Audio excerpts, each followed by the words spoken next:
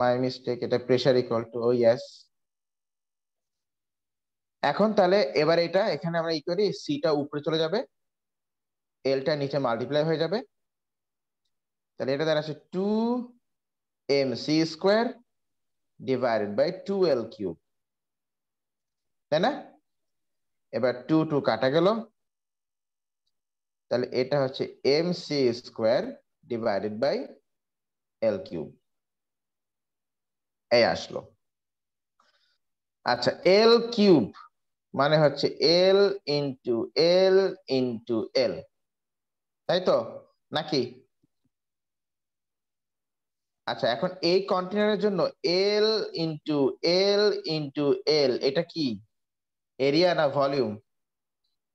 Volume. Volume, তাই তো? তাহলে আমরা এখানে বলতে পারি যে mc² ডিভাইডেড বাই ভি। এগুলো কি স্যার, এত ঝামেলা কেন? ঝামেলা না, এই জাস্ট দেখে যাও, বলো এটা বুঝছো কিনা আগে, এই এতটুকু।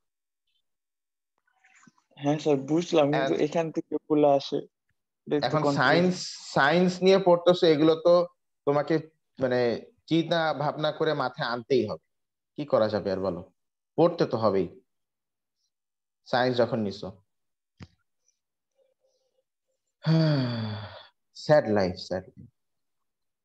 তো ফার্স্টে আমরা কি করলাম, ফার্স্টে আমরা চেঞ্জ ইন মোমেন্টাম বের করলাম, তারপর আমরা সেখান থেকে ফোর্স বের করলাম, তারপর সেখান থেকে প্রেসার বের করলাম, প্রেসারের একটা ফর্মুলা দাঁড়ালো, তারপর সেখান থেকে আমরা টাইমটাকে রিপ্লেস করলাম, টাইমটাকে রিপ্লেস করে আমরা এই পর্যন্ত আসলাম।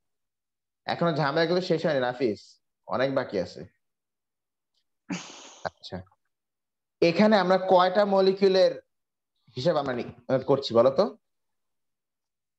একটা। একটা মলিকিউলের। তো একটা গ্যাস স্যাম্পলে কি একটা মলিকিউল থাকে নাকি অনেকগুলো মলিকিউল? অনেকগুলো। অনেকগুলো। ধরো উই আর টকিং অ্যাবাউট, আমরা বললাম ধরো লেট, না না আগে একটা মলিকিউলের হিসাব শেষ করি, তারপর দেখা যাবে। আচ্ছা, এবারে এই যে c², এই যে c²টা আসলো, এই c²টা এখানে অ্যাকচুয়ালি সেই আরএমএস, রুট মিন স্কোয়ার, ঠিক আছে কিনা? আরএমএস।